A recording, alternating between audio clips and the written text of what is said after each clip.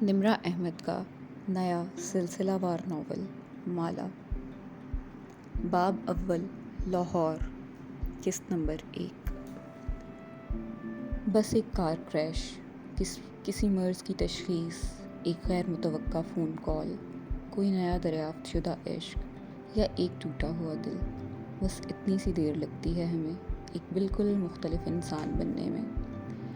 کتنی خوبصورتی سے نزاکت بھری ہے ہمارے اندر کہ یہ سب چیزیں بس ایک پل میں بدل ڈالتی ہیں اس حقیقت کو کہ ہم کون ہیں۔ Samuel Decker Thompson. تاریخ تھی 5 اپریل، شہر تھا اسلام آباد کا اور وقت تھا صبح 8 بجے کا۔ ہماری کہانی ایک غیر متوقع فون کال سے شروع ہوتی ہے جو اس صبح کیف جمال کو موصول ہوئی تھی۔ کیف ان دنوں ہر بے روزگار اور ناکام انٹرپرینیور کی طرح دن چڑھے تک سویا کرتا تھا اور دوپہر سے فجر تک کام کی تلاش میں لیپ ٹاپ کے سامنے بیٹھا کرتا تھا۔ اس وقت بھی وہ گہری نیند میں تھا جب گھنٹی بجی۔ اس نے سوئے ہوئے دماغ کے ساتھ فون کان سے لگایا۔ نمبر غیر شناسا تھا اور آواز خشک۔ کوئی ادھیڑ عمر مرد تھا جو اسے بتا رہا تھا کہ اس کا باس جو حال ہی میں برطانیہ سے آیا ہے اس سے ملنا چاہتا ہے۔ اس کے پاس کیف کے لیے ایک جاب آفر ہے۔ کون ہے آپ کے باس؟ وہ جمائی روکتے ہوئے اٹھ بیٹھا، آنکھیں مسلیں، وقت دیکھا۔ ماہر فرید۔ مگر میں کسی ماہر فرید کو نہیں جانتا۔ جان جاؤ گے، ادھیڑ عمر آدمی نے کال کاٹ دی۔ قریباً 1.5 گھنٹے بعد کیف اوبر میں سوار اس لوکیشن کی طرف جا رہا تھا جو اس نامعلوم شخص نے بھیجی تھی۔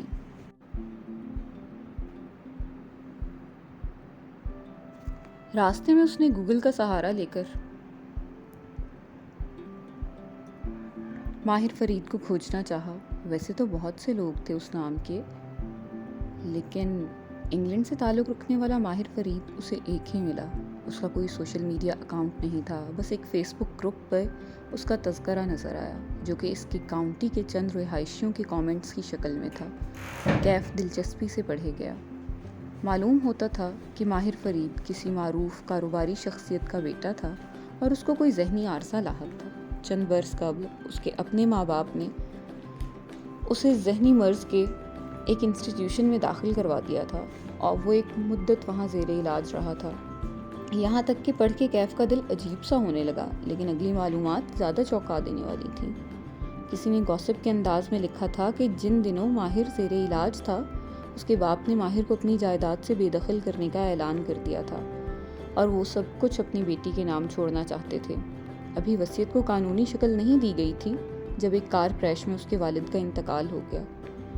ان کی وفات کے بعد ماہر کی ماں اور بہن ملک چھوڑ کر چلے گئے اور نہ جانے کیسے لیکن ماہر فرید کے ڈاکٹرز نے اسے کلیئر قرار دے کر ڈسچارج کر دیا۔ یوں وہ واپس اپنے گھر آ گیا اور یقیناً اب وہ اپنے ماں باپ کے تمام اثاثوں کا مالک تھا۔ یہ خبر 2 برس پرانی تھی۔ کیف نے مزید سرچ کرنا چاہا لیکن اس کے علاوہ انٹرنیٹ پہ اس شخص کا کوئی نام و نشان نہ تھا۔ ہوٹل آ چکا تھا، یہی ملاقات طے کی گئی تھی۔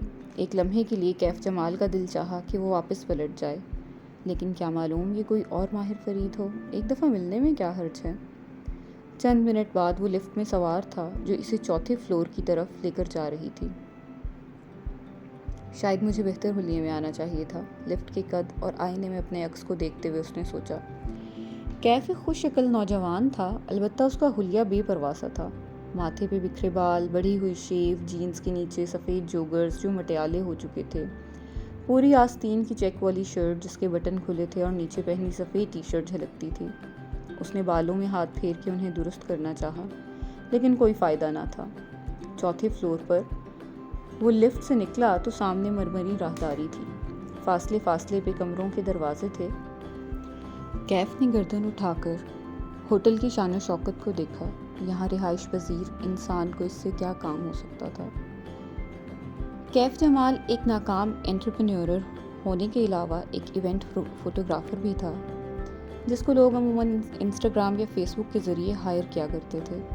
اس جیسے اس شہر میں سینکڑوں دوسرے فوٹوگرافرز بھی تھے، پھر ماہر فرید نے اسے ہی کیوں بلایا؟ کمرے کا دروازہ ایک ادھیڑ عمر شخص نے کھولا۔ وہ بادامی رنگ کے سوٹ میں ملبوس تھا اور اس کے بال اتنے سفید تھے کہ سلور لگتے تھے۔ اس نے اسپاٹ تاثرات کے ساتھ سر سے پیر تک کیف کا جائزہ لیا، پھر خوش آمدید کہہ کے راستہ چھوڑ دیا۔ وہ آواز سے پہچان گیا، یہ وہی شخص تھا جس نے اسے کال کی تھی، ماہر فرید کا مینیجر۔ کیف تیز ہوتی دھڑکن کے ساتھ اندر داخل ہوا۔ سویٹ کافی وسیع اور شاندار تھا، سارے میں لیوینڈرا اور موتی کی خوشبو پھیلی تھی۔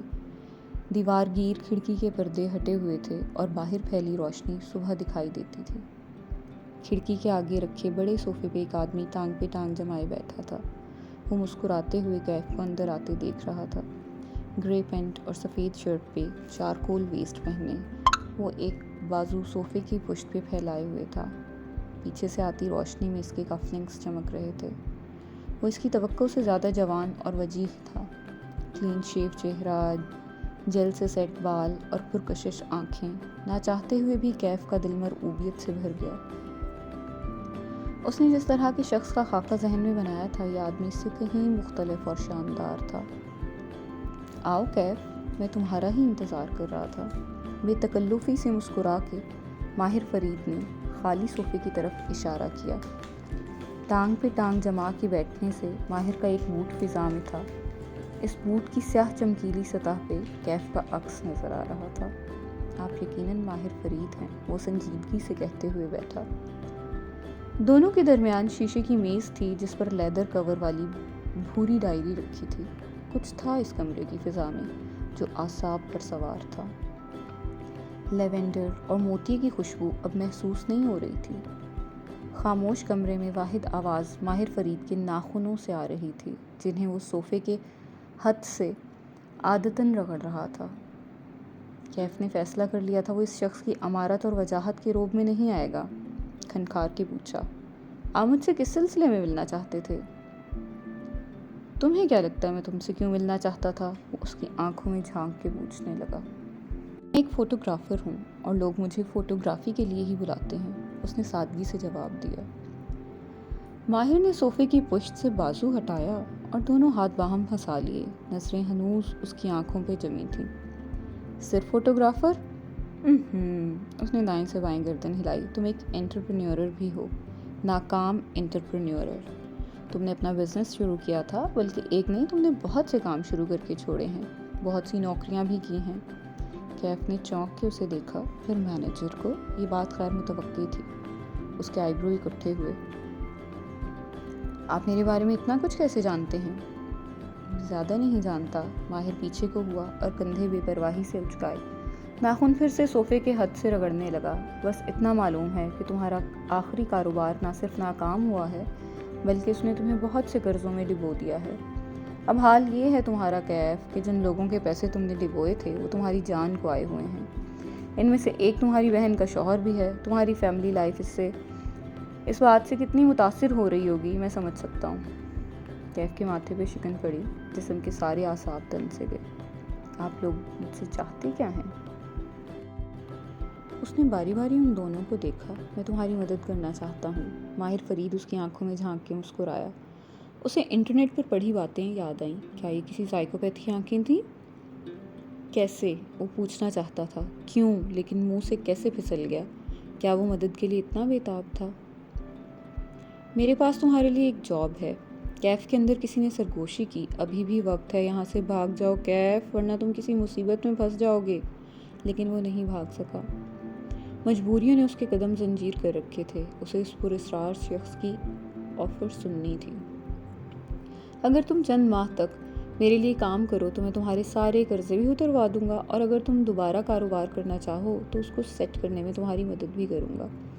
یہ میرے لیے کچھ مشکل نہیں ہے، اتنا تو تم میرے بارے میں جان ہی چکے ہوگے۔ اس کے لہجے کی ہمدردی بھی کیف کو مصنوعی لگی۔ کچھ ناقابل اعتبار سا تھا اس شخص کے بارے میں۔ مجھے کیا کرنا ہوگا؟ ماہر فرید کے چہرے پر بھرپور مسکراہٹ آ گئی۔ اس نے ایک گہری سانس باہر کو خارج کی۔ بالآخر اس نے میز پر رکھے بھورے لیدر کی ڈائری اٹھائی، 2 انگلیوں سے ڈائری کے اندر سے ایک تصویر نکالی اور سامنے رکھی۔ کیف نے نظریں جھکا کے دیکھی۔ وہ ایک لڑکی کی تصویر تھی، چہرے کا کلوز اپ۔ وہ مسکرا رہی تھی، اس کی آنکھیں سبز تھیں اور بھورے بال ڈھیلے جوڑے میں بندھے تھے۔ وہ ایک بے داغ، شفاف سا چہرہ تھا۔ ایسے چہرے انسان ہر روز نہیں دیکھتا۔ تم اس لڑکی کو جانتے ہو؟ کیف نے نفی میں گردن ہلائی۔ یہ تمہاری کزن صفورہ کی دوست ہے۔ اوکے۔ کیف نے الجھ کے اسے دیکھا۔ صفورہ اس کی امیر سیکنڈ کزن تھی۔ مہینوں بعد اس سے ملاقات ہوا کرتی تھی، اور اس میں بھی صفورہ اس کو اسٹیبلش ہونے کے لیکچرز دیتی تھی۔ تنگ آ کے اس نے صفورہ کی فیملی سے ملنا ہی چھوڑ رکھا تھا۔ صفورہ نے اپنی اس دوست تصویر اٹھا کے دکھائی۔ کو 2-3 دفعہ سیکیورٹی گارڈز رکھوا کے دیے ہیں، لیکن اس لڑکی کے پاس زیادہ دن تک کوئی گارڈ نہیں ٹکتا۔ پچھلے ہفتے اس نے پھر سے صفورہ سے کوئی قابل بھروسہ گارڈ ڈھونڈنے کے لیے کہا ہے۔ سفید بالوں والا مینیجر اس دوران باری باری ان دونوں کو دیکھ رہا تھا، جیسے ٹینس کے میچ میں گیند کا نظروں سے تعاقب کر رہا ہو۔ اوکے، کیف ابھی تک سمجھ نہیں پا رہا تھا۔ تم اپنی کزن صفورہ سے کہو گے کہ وہ اس لڑکی سے تمہاری سفارش کرے اور تمہیں اس کے پاس گارڈ کی جاب دلوا دے۔ ویسے بھی تم نے چند برس پہلے ایک سیکیورٹی کمپنی میں 2 ماہ کے لیے کام کیا تھا، تمہارے پاس تجربہ بھی ہے اور تمہیں ضرورت بھی ہے۔ مجھے امید ہے صفورہ تمہیں انکار نہیں کرے گی۔ تصویر رکھی اور مسکرا کے کندھے اچکائے۔ بس اتنا سا کام ہے۔ بالآخر معاملہ کیف کی سمجھ میں آنے لگا۔ آپ چاہتے ہیں کہ میں صفورہ کی دوست کا گارڈ بن جاؤں، اس کا اعتماد حاصل کروں، مگر کیوں؟ ماہر فرید کی مسکراہٹ غائب ہوئی، چہرے پر سختی در آئی۔ ایسے کاموں میں کیوں نہیں پوچھتے، کام کی قیمت پوچھتے ہیں۔ آئی برو اٹھا کر سرد لہجے میں تنبیہ کی۔ چند لمحے کے لیے سٹنگ روم میں سناٹا چھا گیا۔ ساری خوشبوئیں مر گئیں، اب صرف ایک احساس یرغمالی تھا۔ دیکھیں، وہ قدرے دھیمے لہجے میں بولا، مجھے اتنا تو بتائیں کہ مجھے اس کے پاس جاب کر کے کیا کرنا ہے، میرا مقصد کیا ہوگا؟ میں کوئی برا انسان نہیں ہوں، ٹھیک ہے میرے مسئلے ہیں، لیکن میں کچھ غلط نہیں کرنا چاہتا۔ ماہر فرید نے بدمزہ ہو کر مینیجر کو دیکھا۔ بہت بولتا ہے یہ۔ مینیجر نے ہلکے سے شانے اچکا دیے، پھر کوٹ کی جیب سے ایک پرچی نکال کے کیف کے سامنے رکھی۔ اس پہ ایک رقم درج تھی۔ کیف نے رقم کے ہندسے پڑھے، پھر صفر گنے، 1 بار 2 بار۔ اس کی آنکھیں تعجب سے پھیلی، نظریں اٹھا کے تذبذب سے ماہر کو دیکھا۔ بدلے میں آپ کیا چاہتے ہیں؟ اتنے پیسے کوئی نیک کام کے لیے نہیں دیا کرتا کیف، وہ اسپاٹ سے انداز میں بولا۔ کیف نے پرچی پہ درج رقم دوبارہ پڑھی، پھر سر جھکا دیا، اتنا کہ تھوڑی سینے سے لگنے لگی۔ کسی لڑکی کا گارڈ بننے کا مطلب ہے سائے کی طرح اس کے ساتھ رہنا، اس پر نظر رکھنا، اس کو نقصان پہنچانا۔ یہ مجھ سے نہیں ہوگا۔ سر ہنوز جھکا ہوا تھا۔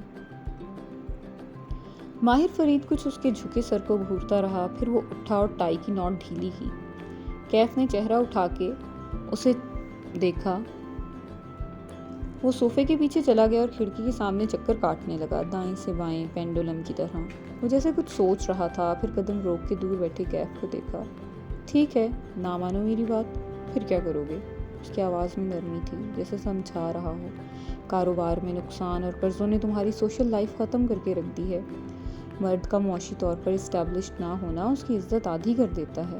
وہ لوگوں سے ملنا چھوڑ دیتا ہے، لاؤنج لزرڈ بن جاتا ہے، گھر سے نہیں نکلتا، اور نکلتا ہے تو ایسے جوتے پہن کے۔ کیف نے چونک کے اپنے جوتوں کو دیکھا، سفید جوگرز اب مٹیالے ہو چکے تھے۔ اس نے پیر قدرے پیچھے کیے، لیکن وہ اس کو چھپا نہیں سکتا تھا۔ دوسری طرف میری آفر ہے۔ ماہر فرید واپس اس کے سامنے آ کر بیٹھا۔ میرے لیے صرف 2 ماہ کام کرو، صرف 2 ماہ، اور ساتھ اپنی فوٹوگرافی جاری رکھو۔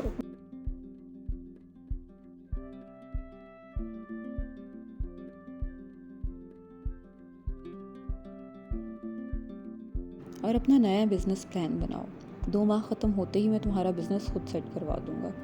مارکیٹنگ، نیٹ ورکنگ میری ٹیم سب کر لے گی۔ صرف 2 ماہ۔ وکٹری کی 2 انگلیاں بنا کر دکھائیں۔ آپ اپنا کام کسی سے بھی کروا سکتے ہیں، پھر میں ہی کیوں؟ ماہر فرید پیچھے کو ہوا اور ٹانگ پہ ٹانگ جمائی۔ اب کہ وہ بولا تو آواز میں برہمی تھی۔ تم میرا کام کرو گے یا نہیں؟ کیف جمال کا چہرہ ہلکا سا سرخ ہوا۔ اوہ، آپ جلدی میں ہیں؟ اگر میں جا کے صفورہ کو بتا دوں کہ کوئی اس کی دوست کو اسٹاک کرنے کی کوشش کر رہا ہے تو؟ وہ کیف کو چند ثانیے دیکھتا رہا، پھر ایک دم سے ہنس پڑا اور نفی میں سر ہلایا۔ تم یہ نہیں کرو گے۔ یہ کہتے ہوئے اس نے تصویر اٹھائی۔ کیف کو تصویر کی پشت نظر آئی، وہاں کچھ لکھا تھا، 5 الفاظ۔ آپ کو کیسے معلوم کہ میں یہ نہیں کروں گا؟ وہ متعجب ہوا۔ ماہر فرید نے جواب نہیں دیا۔ اس نے لیدر ڈائری کھولی۔ کیف کی نظریں نیچے جھکیں۔ وہ جسے ڈائری سمجھ رہا تھا وہ دراصل فوٹو البم تھا۔ اگلے ہی لمحے اس کا سانس رک گیا۔ پہلے صفحے پہ اوپر نیچے 2 تصاویر تھیں۔ اوپری تصویر ایک سیاہ بالوں والی لڑکی کی تھی، وہ اس میں مسکرا رہی تھی۔ نچلی تصویر اسی لڑکی کی تھی، لیکن اس کی آنکھیں نیلوں نیل تھیں، پیشانی زخمی تھی اور پلکیں بند تھیں۔ وہ شاید کسی لاش کی تصویر تھی۔ وہ آہستہ آہستہ صفحے پلٹنے لگا۔ ہر صفحے پہ اوپر ایک لڑکی کی زندگی سے بھرپور تصویر ہوتی اور نیچے زخمی یا لاش جیسے تصویریں مختلف لڑکیوں کی تھیں۔ اس نے چھٹا صفحہ پلٹا تو وہ خالی تھا۔ اس نے اوپری خانے میں سبز آنکھوں والی لڑکی کی تصویر ڈال دی۔ نیچے جگہ بھی خالی تھی۔ کیف اپنی جگہ سے ہل نہیں سکا۔ اطراف میں ساری خوشبوئیں دم توڑ گئی تھیں۔ اب صرف کافور کی بو تھی جو اندر باہر پھیلی تھی۔ ماہر فرید نے کھلی ہوئی البم پرے دھکیلی اور نظریں اٹھا کے کیف کو دیکھا۔ پھر اس نے 2 فقرے بولے۔ وہ 2 فقرے اس کی ساری گفتگو پہ بھاری تھے۔ کیف جمال نے رکی ہوئی سانس خارج کی۔ پرچی پہ لکھے صفر گنے۔ یہ اس کے قرضے اتارنے کے لیے کافی تھے، اور ان 2 فقروں کے بعد اس کے پاس انکار کی گنجائش نہیں تھی۔ صرف 2 ماہ کے لیے وہ یہ کام کر سکتا تھا۔ میں تیار ہوں۔ ماہر فرید مسکرایا، گڈ بوائے۔ پھر مینیجر کو اشارہ کیا۔ اس نے جیب سے ایک پھولا ہوا لفافہ نکال کے کیف کے سامنے رکھا۔ یہ کام کے علاوہ ہیں، صرف اس لیے کہ تم نئے جوتے خرید سکو۔ آئندہ کسی ورک میٹنگ پہ ایسے جوتے پہن کے مت آنا، نرمی سے تنبیہ کی۔ اب تم جاؤ، مالک تم سے خود رابطہ کر لے گا۔ سفید بالوں والی کی طرف اشارہ کیا۔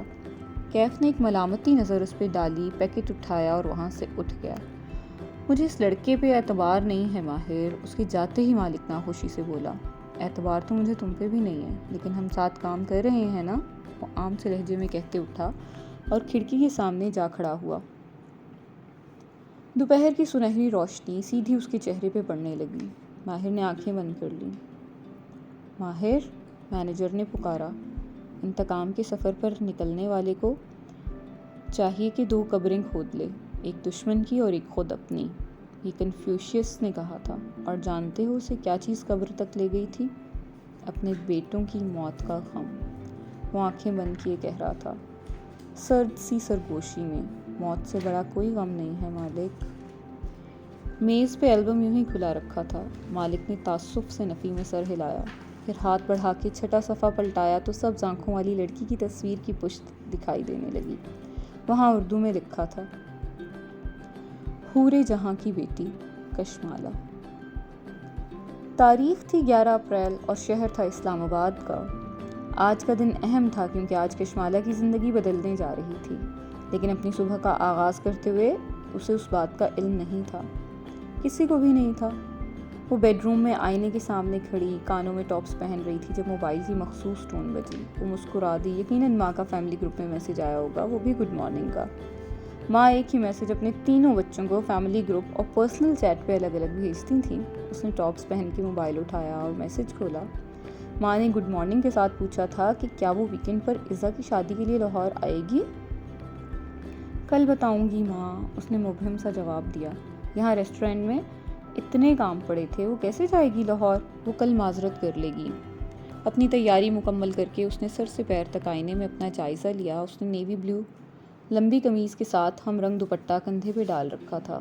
بین گلے سے گردن میں پہنا ننھا سا ڈائمنڈ لاکٹ جھلک رہا تھا۔ پیروں میں زرد ہائی ہیلز تھیں، لمبے بھورے فرینچ جوڑے میں بندھے تھے۔ بیضوی چہرہ گلابی سفید سا تھا جیسے عموماً پٹھان لڑکیوں کا ہوتا ہے، اور آنکھیں سبز تھیں جن کے گرد لائنر لگا تھا جیسے سیاہ پیالے میں سبز پانی ہو۔ اس نے چہرہ دائیں بائیں گھما کے دیکھا، سکن بے داغ تھی، کوئی ایک پمپل بھی نہ تھا۔ اس نے جوڑے سے 2 لٹیں نکالیں اور انگلی سے رول کر کے چھوڑ دیں۔ وہ چہرے کے دونوں اطراف میں ٹھہر گئیں، اپنے عکس کو دیکھ کے مسکرائی۔ وہ کام پہ جانے کے لیے تیار تھی۔ ماں ہوتی سامنے تو کہتی کہ ان کی کوئی بیٹی حسن میں ان پہ نہیں گئی، کہاں اپنے زمانے کی حسین ترین حور جہاں بیگم، اور کہاں ماہوینہ اور کشمالہ۔ ایک تو ماں کی ججمنٹل آواز ہمیشہ ذہن کے پس منظر میں گونجتی تھی، چاہے سارا زمانہ کہے کہ ماہی یعنی ماہوینہ اور مالا یعنی کشمالہ جیسا حسین کوئی نہ تھا۔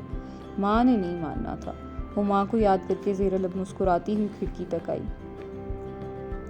کھڑکی میں 3 ننھے گملے رکھے تھے، ان میں اسٹیپلیا، بیگونیا اور ہیورتھیا اگے تھے۔ کشمالہ نے چہرہ ان کی سطح تک جھکا کے دیکھا۔ باقی دونوں کی نئی گروتھ نظر آ رہی تھی، مگر ہیورتھیا کے پتے بھورے ہو رہے تھے۔ شاید روشنی اس کے لیے تیز تھی، اس نے پودے کو ذرا پیچھے کر دیا۔ وہ باہر جانے کے لیے لاؤنج میں آئی، کونے میں رکھی ورک ٹیبل سے زرد ہینڈ بیگ اور لیپ ٹاپ اٹھایا، پھر بیرونی دروازے کی طرف بڑھی۔ تبھی نگاہ میں کچھ کھٹکا۔ کشمالہ کے قدم زنجیر ہوئے، گردن دھیرے سے دائیں بائیں موڑی۔ دیوار گیر بک شیلف میں ایک چھوٹی سی کتاب کی جگہ خالی تھی۔ کشمالہ کی نگاہوں نے نیچے زمین تک کا سفر کیا۔ وہاں ایک دبیز ڈکشنری رکھی تھی۔ یہ شیلف سے نیچے کیسے آئی؟ اس نے چونک کے ٹیرس کے دروازے کو دیکھا، وہ بند تھا، کھڑکیاں بھی اندر سے مقفل تھیں۔ اس نے یاد کرنے کی کوشش کی رات کو جب میں گھر آئی تھی تب یہ کتاب اپنی جگہ پہ تھی یا نہیں، مگر کچھ یاد نہ آیا۔ اس نے سر جھٹکا۔ خیر کوئی بات نہیں، صفورہ نے کہا تھا کہ وہ نئے گارڈ کے لیے کسی کو آج بھیج رہی ہے، گارڈ آ جائے گا تو یہ مسئلہ نہیں ہوگا۔ اسے ابھی اس معاملے کی فکر نہیں کرنی تھی، اسے اپنے نئے بزنس پلان پہ فوکس کرنا تھا، اور اس بارے میں سوچتے ہی مالا کے لبوں پہ ایکسائٹمنٹ بھری مسکراہٹ بکھر گئی۔ وہ بیرونی زینے اترتے ہوئے نیچے آئی۔ وہ ماموں کے گھر کی بالائی منزل پہ بطور پیئنگ گیسٹ رہتی تھی۔ ماموں، ممانی اور ان کی فیملی نیچے رہتے تھے۔ دونوں کی ملاقات ہفتوں بعد ہوا کرتی تھی۔ باہر ہوا ٹھنڈی تھی اور آسمان پر سیاہ بادل تھے۔ آج بارش خوب برسنی تھی۔ کچن کے جالی دار دروازے سے ناشتے کی مہک پورچ تک آ رہی تھی۔ وہ دروازے پہ رکی اور جالی سے اندر جھانکا۔ نسرین کام کرتی دکھائی دے رہی تھی۔ نسرین، کل میرے پورشن میں کوئی آیا تھا؟ نہیں باجی، کوثر تو چھٹی پہ ہے 2 دن سے۔ اس نے صفائی والی لڑکی کا نام لیا۔ کشمالہ پورچ کی طرف بڑھ گئی۔ البتہ اس کی سوچتی نظروں نے گیٹ اور لان کا جائزہ ضرور لیا تھا۔ کون تھا جو اس کی غیر موجودگی میں اس کے پورشن میں آتا تھا؟ بلکہ نہیں، اسے ابھی اس بارے میں نہیں سوچنا تھا۔ اسے آج ظہیر کو اپنے نئے بزنس پلان کی پریزنٹیشن دینی تھی۔ اسے اپنی توانائی برقرار رکھنی تھی۔ ظہیر اس کا کلاس فیلو تھا، دونوں نے لاہور میں ایک ساتھ گریجویٹ کیا تھا۔ پھر ظہیر اسلام آباد واپس آ گیا۔ کشمالہ کے پاس آئیڈیاز تھے اور ہمیشہ ہی ہوتے تھے، اور ظہیر کے پاس سرمایہ تھا جو کشمالہ کے پاس نہیں تھا۔ ابا بچپن میں ہی کہیں اللہ کو پیارے ہو گئے تھے، سعودیہ میں جاب کرتے تھے، بچوں سے تعلق نہ ہونے کے برابر تھا۔ 4 سدہ میں ان کی زمینیں اور باغ تھے۔ ابا کی وفات کے بعد بھی ماں نے کبھی نوکری نہیں کی، صرف حساب کتاب کیے، زمینوں اور ٹھیکوں کے رجسٹر سنبھالے، لیکن اپنے تینوں بچوں کو ایک اچھی زندگی اور اعلیٰ تعلیم فراہم کر دی۔ ماہی آرکیٹیکٹ تھی، معید ڈاکٹر بن چکا تھا، اور کشمالہ کو ہمیشہ سے اپنا کام کرنے کا شوق تھا۔ لیکن 5 سال پہلے جب اس نے اپنا کام شروع کرنے کا سوچا تو اس کے پاس سرمایہ نہیں تھا۔ ان دنوں ماں کو بھی ماہبینہ یعنی ماہی کی شادی کرنی تھی۔ گو کہ ماہی اس سے چھوٹی تھی، لیکن اس کی عباد سے منگنی برسوں سے طے تھی۔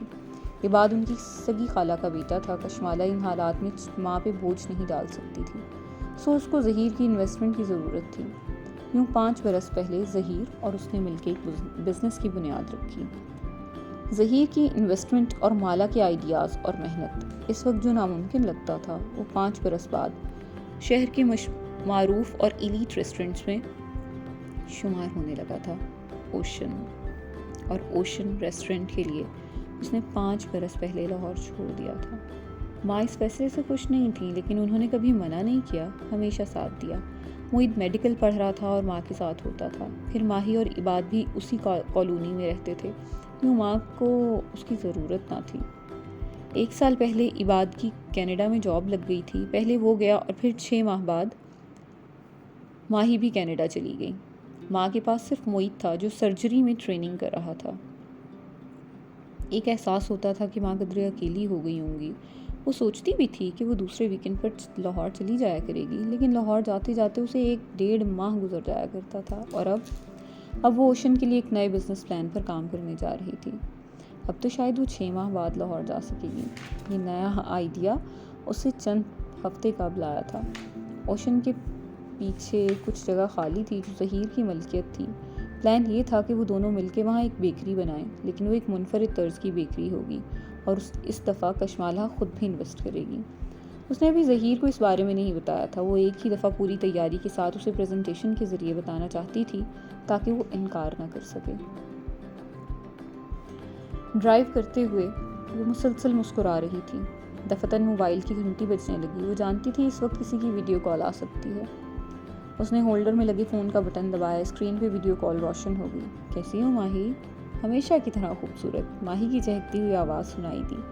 مالا نے اسٹیئرنگ گھماتے ہوئے مسکرا کے موبائل اسکرین کو دیکھا. وہاں ماہی نظر آ رہی تھی. کینیڈا میں اس وقت رات تھی. ماہی کچن کاؤنٹر کے پیچھے کھڑی جوسر کے جگ سے جوس گلاس میں انڈیل رہی تھی. گوری رنگت، گلابی گال اور بھوری آنکھوں والی ماہی ایک کیوٹ سی پٹھان لڑکی تھی. بال چھوٹے اور باب سٹائل میں کٹے تھے، ایک طرف سے کان کے پیچھے اڑتے ہوئے اور دوسری طرف گال پہ آگے گرتے ہوئے. یہ ماہی کا سگنیچر ہیئر کٹ تھا جس کو وہ خود کبھی نہیں بدلتی تھی. تم نے ظہیر کو اپنا بزنس پلان دکھانا ہے نا آج؟ سوچا تمہیں وش کر دوں. ماہی جگ سے گلاس میں جوس انڈیلتے ہوئے کہہ رہی تھی. تھینک یو ماہی. اور تم ٹھیک ہو؟ اپنا خیال رکھتی ہو نا؟ مجھے چھوڑو، ظہیر کا بتاؤ، وہ مان جائے گا نا؟ ماہی کچن سٹول پہ بیٹھی، کوہنیاں کاؤنٹر پہ رکھی اور جوس کا گلاس کوہنیوں کے درمیان رکھا. پھر اسٹرا ہونٹوں کے بیچ ڈال کر گھونٹ بھرا. وہ بزنس مین ہے، اتنے اچھے آئیڈیا کو نہ نہیں کرے گا.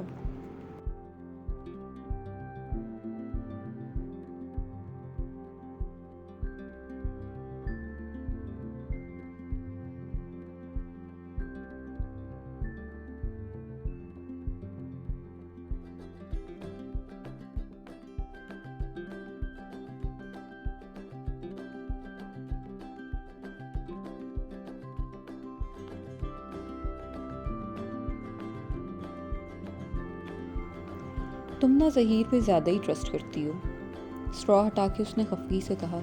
آنکھیں شکی انداز میں چھوٹی ہوئیں. وہ دل کا شیخ ہے، میں بتا رہی ہوں، وہ تمہیں انویسٹ نہیں کرنے دے گا. سارا پروفٹ اور کنٹرول اسے خود چاہیے. کشمالہ ڈرائیو کرتے ہوئے مسکرا دی. کیوں اتنا شک کرتی ہو لوگوں پہ؟ تم جو بھی کہو، لیکن ماہی کی ججمنٹ کبھی غلط نہیں ہوتی. فخر سے کالر جھٹکا. کشمالہ مسکرا دی. ماہی ایسی ہی تھی، ماں کے مطابق ان کی سب سے زیادہ سمجھدار اولاد، اور مالا کے مطابق سب سے زیادہ شک کرنے والی. وہ خود اس کے برعکس تھی، سب پر بھروسہ کرنے والی، لوگوں کو چانس دینے والی. اسی لیے اسے امید تھی ظہیر مان جائے گا. مالا، ماہی کہتے کہتے رکی. کشمالہ اپنی بہن کو اتنے اچھے سے جانتی تھی کہ اسے معلوم تھا وہ اب کیا بات کرنے جا رہی ہے. پھر تو کچھ نہیں ہوا نا؟ نہیں، اب میں چلتی ہوں، اوشن آ گیا ہے. اس نے کتاب کی اپنی جگہ پہ نہ ہونے والی بات گول کر دی. کم از کم اس وقت وہ ماہی کا لیکچر نہیں سن سکتی تھی. اوشن نامی ریسٹورانٹ نیلے اور سفید رنگوں میں استوار کیا گیا تھا.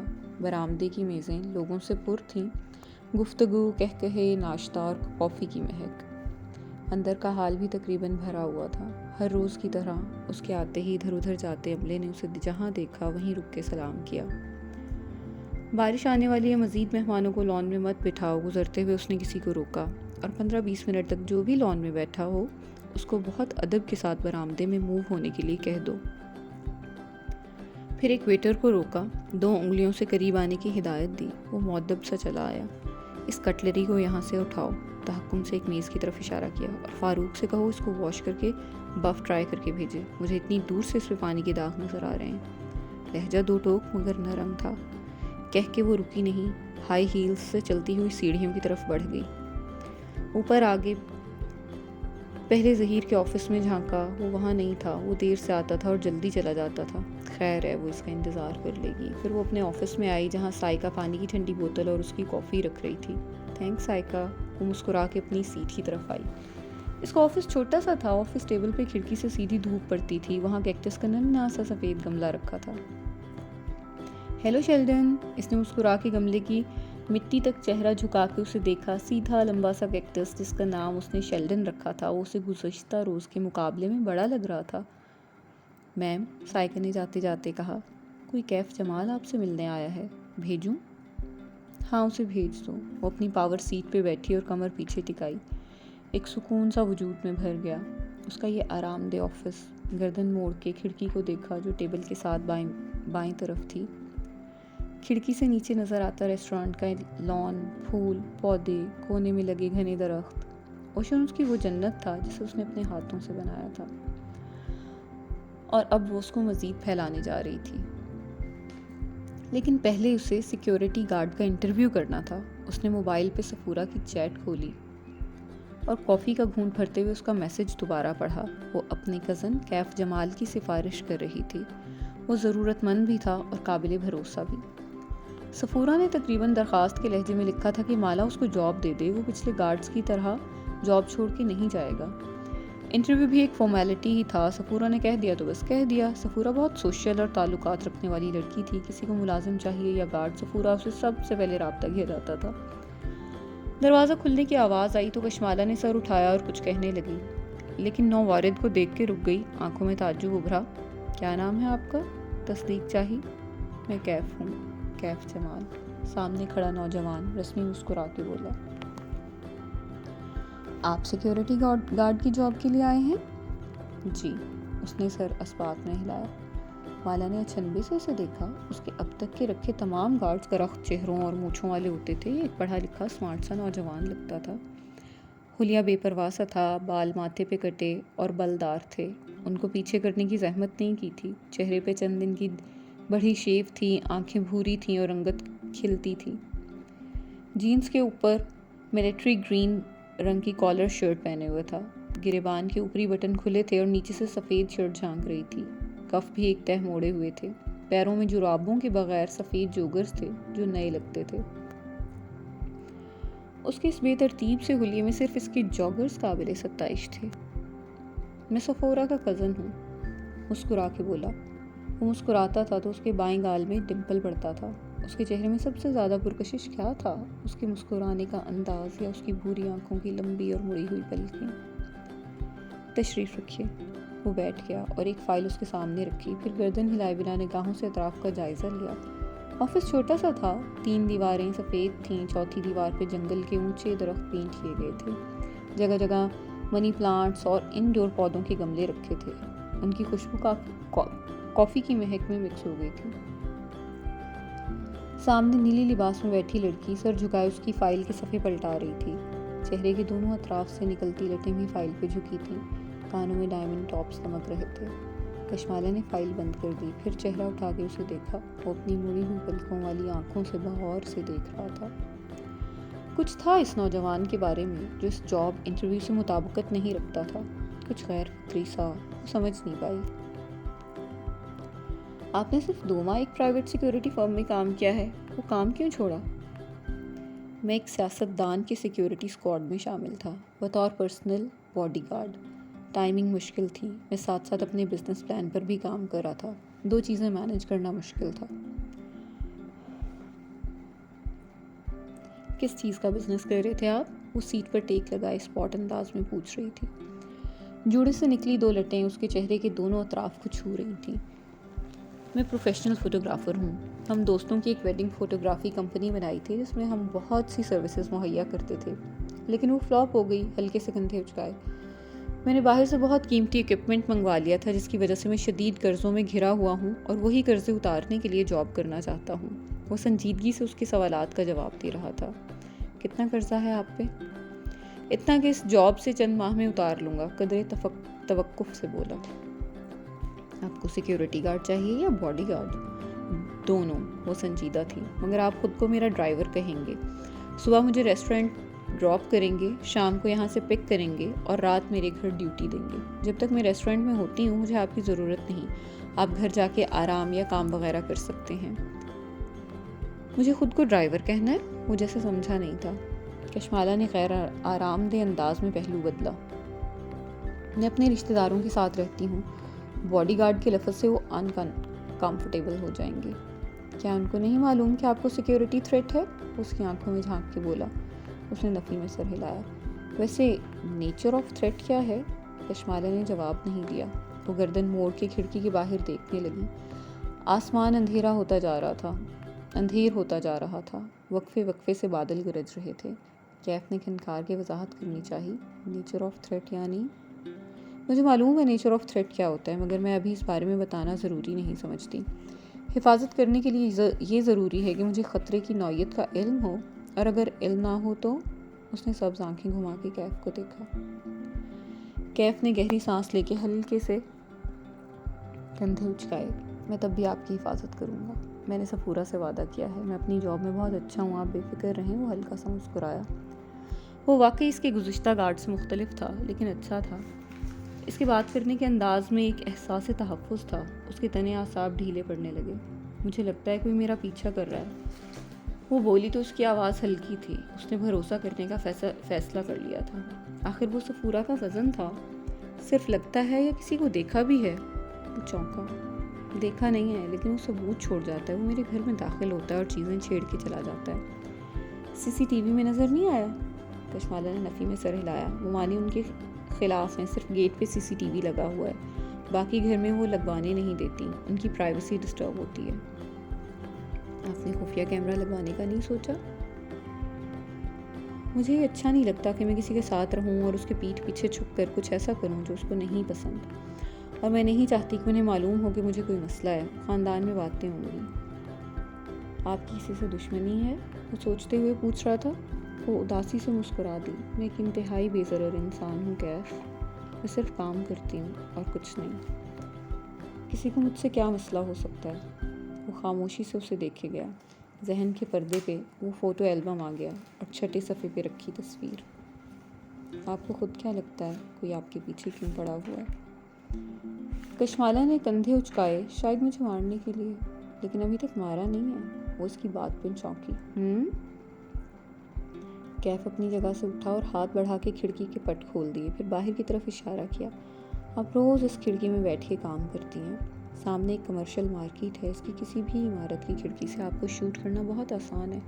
اگر میں ہوتا تو اس سرمئی عمارت کا انتخاب کرتا. اشارہ کر کے ایک عمارت دکھائی. آپ وقت کی پابند ہیں. ہلکی سی مسکراہٹ کے ساتھ کھڑے کھڑے بات جاری رکھی. روز فکس ٹائم پہ ریسٹورینٹ پہنچتی ہیں. یہ مجھے اسٹاف نے بتایا. کوئی آپ کا تعاقب 2 دن تک کر لے تو اسے معلوم ہوگا کہ آپ کب اور کہاں ہوتی ہیں. راستے میں کہیں بھی آپ کو شوٹ کیا جا سکتا ہے. پھر اس نے میز پہ رکھی کافی کا مگ اٹھایا. کپ میں 2 گھونٹ بچے ہوئے تھے. کپ نیچے سے پکڑ کے اونچا کیا. یہاں کسی بھی ویٹر یا اسٹاف کو چند پیسے دے کے آپ کی کافی میں کچھ ملایا جا سکتا ہے.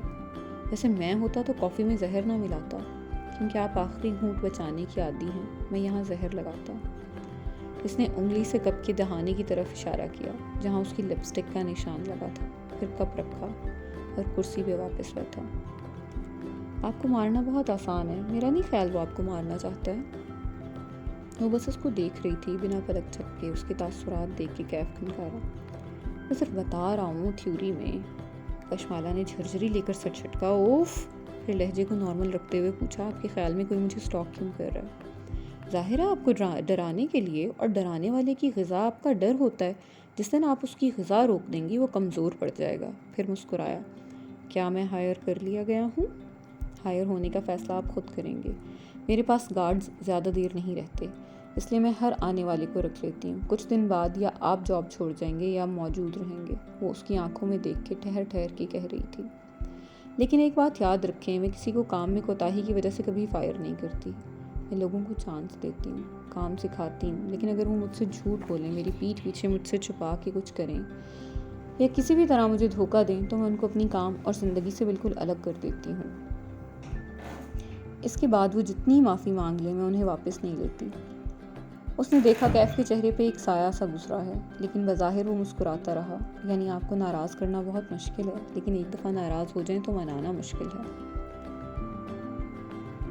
مشکل نہیں, ناممکن ہے. وہ ہلکا سا مسکرا دی. کیف نے بظاہر مسکراتے ہوئے تھوک نکلا.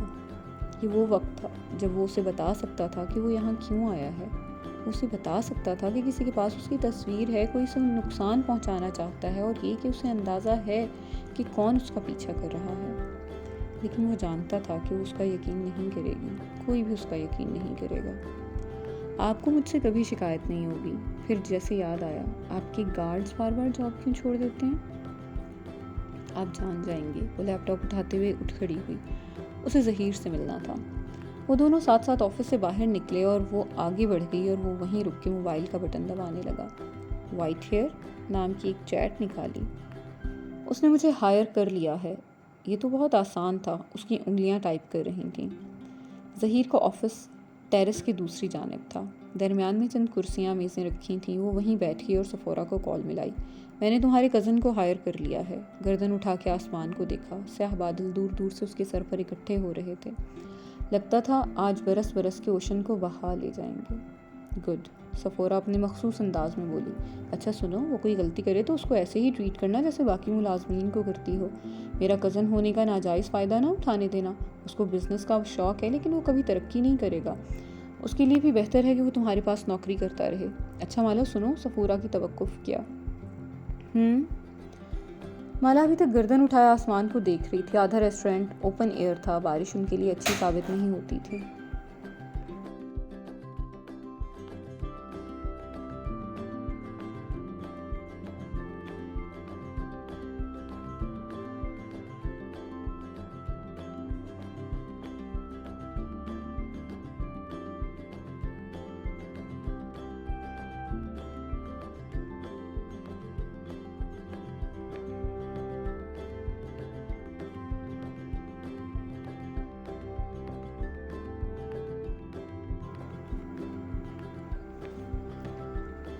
میں نے سنا ہے ظہیر نے اوشن کو بیچ دیا. بجلی زور کی چمکی عین اس کے سر پر. کیا؟ بادل اتنی زور سے گرجے کہ زمین دہل گئی. ایوب بتا رہا تھا کہ ظہیر نے کسی لبنانی فوڈ چین کو اوشن بیچ دیا ہے. اس نے تمہیں اعتماد میں نہیں لیا؟ تمہیں کوئی غلط فہمی ہوئی ہوگی. ایسا نہیں ہو سکتا. وہ ایک دم کھڑی ہوئی. اسی پل بارش برسنے لگی جیسے اوپر سے کسی نے پانی کا تھال الٹ دیا ہو. وہ تیز تیز چلتی ظہیر کے آفس میں داخل ہوئی. اس کی ہیلز گیلے نشانوں کی قطار اپنے پیچھے چھوڑتی جا رہی تھیں. ظہیر نے سر اٹھا کے دیکھا. مالا کے بال نم تھے اور چہرے پہ پانی کے قطرے تھے. آواز اونچی تھی. میں کیا سن رہی ہوں؟ ہتھیلیاں میز کے کناروں پہ رکھے وہ بنا پلک جھپکائے اسے دیکھ رہی تھی. تم نے اوشن بیچ دیا؟ غصہ نہیں تھا، بے یقینی تھی، حیرت تھی. آفس کی کھڑکی کے شیشے پر تڑ تڑ بوندیں برس رہی تھیں، گویا آسمان سے برستے پتھر ہوں اور ہر پتھر پہ کسی کا نام لکھا ہو. ظہیر چند لمحے اسے دیکھتا رہا، پھر گردن موڑ کے کھڑکی کو دیکھنے لگا. ہاں، میں نے ایک لبنانی گروپ کے ساتھ ڈیل کی ہے. وہ چند لمحے ہل نہ سکی، نہ پلک جھپکی، نہ سانس لیا. اس کے ذہن نے بات کو جذب ہی نہیں کیا تھا. تم نے کیا کیا ہے؟ میز سے ہاتھ ہٹائے سیدھی کھڑی ہوئی. میرے کچھ ذاتی مسئلے چل رہے ہیں، مجھے پیسے چاہیے تھے. سوری، میں تمہیں پہلے نہیں بتا سکا. پیچھے دروازہ کھلنے کی آواز آئی، ساتھ ہی شناسا مردانہ آواز. باس، آپ کا فون باہر گرا ہوا تھا، مسلسل بجے جا رہا ہے. کہنے والا خود ہی خاموش ہو گیا. آگے آیا اور میز پہ کشمالہ کا فون رکھ کے واپس ہو گیا. تم مجھے بتائے بغیر ایسا کیسے کر سکتے ہو؟ وہ اسی طرح ظہیر کو بے یقینی سے دیکھ رہی تھی. کیونکہ انہوں نے اپنا سٹاف لانا ہے مالا. میں ہر ایک کی ذمہ داری نہیں لے سکتا. سب اپنا کچھ نہ کچھ کر سکتے ہیں. وہ قدرے جھنجھلایا. میں نے کہا نا مجھے پیسے چاہیے تھے، بہت ضروری. ظہیر، تم مجھے بتائے بغیر ایسے کیسے کر سکتے ہو؟ اس کو لگا اسے سانس نہیں آ رہا. میں کر سکتا ہوں. میں ریسٹورینٹ کا مالک ہوں. ہمارے درمیان کبھی ایسی کوئی بات نہیں ہوئی تھی کہ جس سے میرا یہ حق سلب ہو جائے. مالک؟ تم مالک ہو؟ ظہیر، میں نے یہ ریسٹورینٹ بنایا ہے تمہارے ساتھ اپنے انہی ہاتھوں سے، اور تم نے 1 منٹ میں اس کو بیچ بھی دیا. اس نے خود کو بولتے سنا اور تب کسی اڑتے تیر کی طرح ایک فکرہ ذہن میں پیوست ہو گیا. وہ اپنا سٹاف لائیں گے. تم یہ کہہ رہے ہو کہ میں اور ہمارا سٹاف، ہم سب جاب لیس ہو گئے ہیں؟ وہ 2 قدم پیچھے ہوئی اور بے یقینی سے اسے دیکھا. ظہیر کے چہرے پہ ملال ابھرا. مالا، تم اتنی قابل، اتنی ٹیلنٹڈ ہو، تم کچھ بھی کر لو گی یار، میرا مسئلہ سمجھو. وہ کچھ اور بھی کہہ رہا تھا لیکن اسے کچھ سنائی نہیں دے رہا تھا. وہ ظہیر کے آفس سے نکلی تو ذہن شل تھا. اسے اپنے آفس تک جانے کے لیے ٹیرس عبور کرنا تھا. وہ قدم قدم آگے بڑھنے لگی. زرد جوتے مزید گیلے ہوتے گئے. اس نے ٹیرس کی دیوار پہ ہاتھ پھیرا. یہ وال ٹائلز اس نے سلیکٹ کی تھی. گراس ٹرف کتنے ملی میٹرز رکھنی ہے یہ اس نے طے کیا تھا. فالس سیلنگ کا ڈیزائن، لائننگ کس طرز کی کرنی ہے، ریسٹورینٹ کا تھیم اور مینیو کیا ہوگا، یہ سب اس نے طے کیا تھا. ہر شے پہ ظہیر کا پیسہ اور کشمالہ مبین کے 5 سال لگے تھے. ایک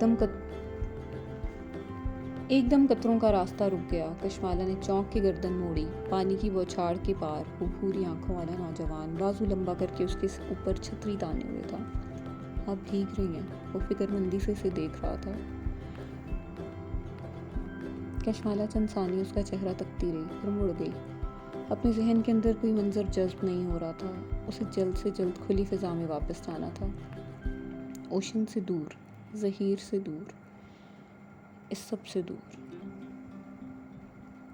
بارش شام تک وقفے وقفے سے برستی رہی. لگتا تھا کوئی بادل پھٹ گیا ہے یا شاید کسی کا دل تھا. وہ بتیاں بجھائے اندھیر لاؤنج میں صوفے پہ لیٹی رہی. اس کا جوڑا ڈھیلا ہو چکا تھا اور رونے سے سارا مسکارا بہہ گیا تھا. ظہیر نے کب بیچا ریسٹورینٹ؟ اسے علم کیوں نہیں ہوا؟ یا شاید اسے علم ہو سکتا تھا. وارننگ سائن عرصے سے آ رہے تھے. چند ہفتے پہلے اوشن میں ظہیر کے کوئی لبنانی دوست آئے تھے. کم از کم ظہیر نے یہی کہا تھا کہ وہ اس کے دوست ہیں. وہ ان کے ساتھ ریسٹورینٹ میں نہیں تھا. ساری جگہ گھما پھرا کے انہیں اپنے آفس میں لے کر بند ہو گیا. اور ہاں، اس نے سن رکھا تھا کہ ظہیر کی بیوی کا اصرار ہے وہ دونوں اس کے ماں باپ کے پاس آسٹریلیا شفٹ ہو جائیں. کوئی خاندانی مسئلے تھے. ظہیر نے اس سے پہلے بھی چند بڑے فیصلے مالا کو اعتماد میں لیے بغیر کیے تھے.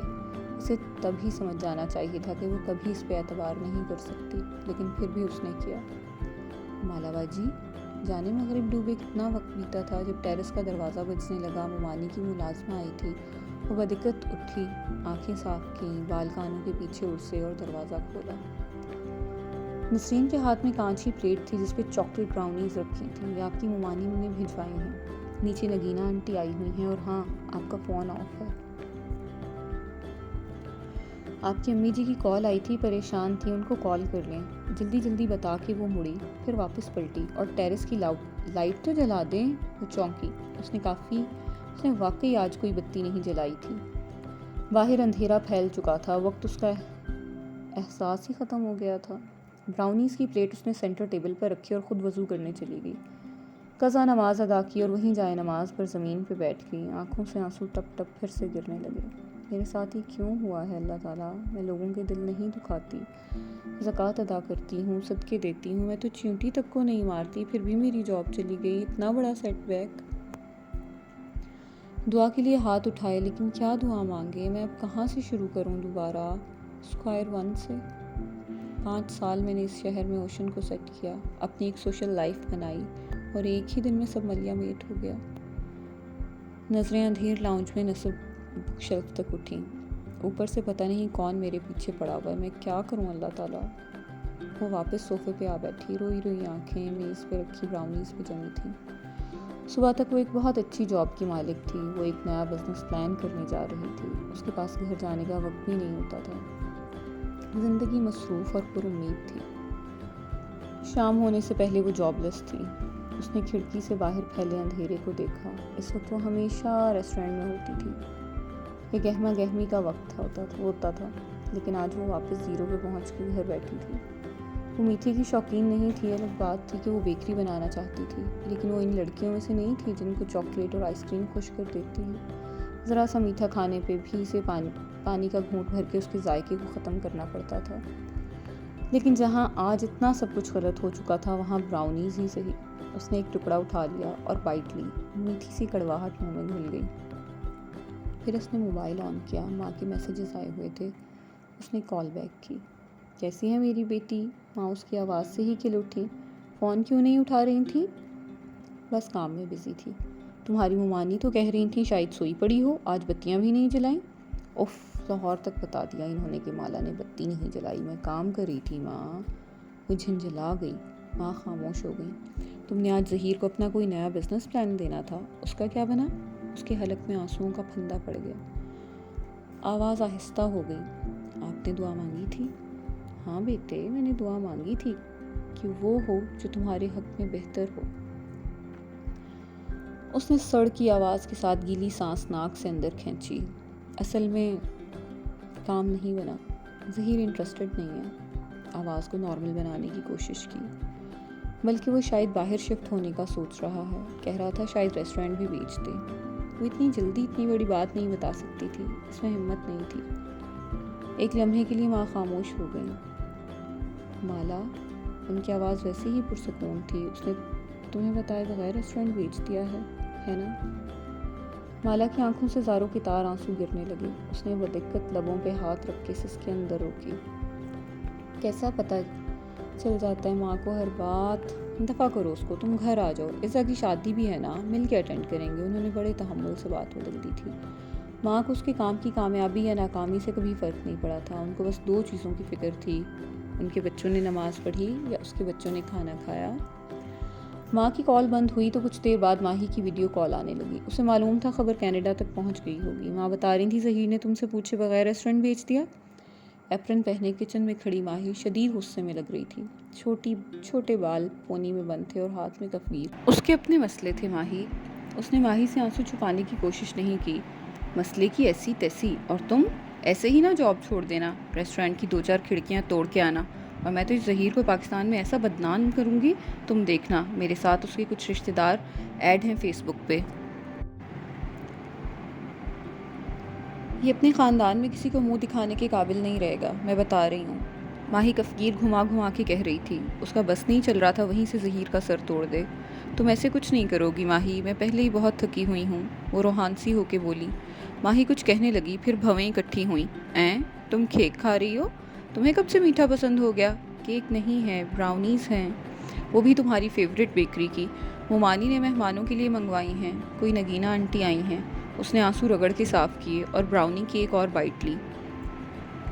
ذہن دوسری طرف لگانا چاہا. ہماری کون سی رشتہ دار ہیں نگینہ آنٹی؟ وہ دبئی والی عزا کی شادی کے لیے آئی ہوں گی. مومانی کی کزن ہیں، اور ہمارے بابا کی بھی دور کی کزن ہے. وہی جن کا بیٹا رائٹر ہے، زیاد سلطان. اس کی کتاب کا نیو یارک ٹائمز نے ریویو بھی کیا تھا. میں نے اسے انسٹا پہ فالو کرتی ہوں. اچھا ہوگا، مجھے یاد نہیں. اس کی یادداشت میں کوئی زیاد سلطان نہیں تھا. او ہو، یاد کرو، سہیل کی شادی پہ ہم ان سے ملے تھے جب اس کمبخت پالر والی نے میرے بال خراب کر دیے تھے. ماہی کا پسندیدہ لفظ کمبخت تھا. کوئی اچھا لگتا تو دیکھو کمبخت کتنا اچھا لگ رہا ہے، کوئی برا لگتا تو وہ ہے ہی کمبخت. ویسے مجھے پتہ ہے نگینہ آنٹی اپنے بیٹے کے رشتے کے لیے آئی ہیں پاکستان. عزا کی شادی کا تو صرف بہانہ ہے.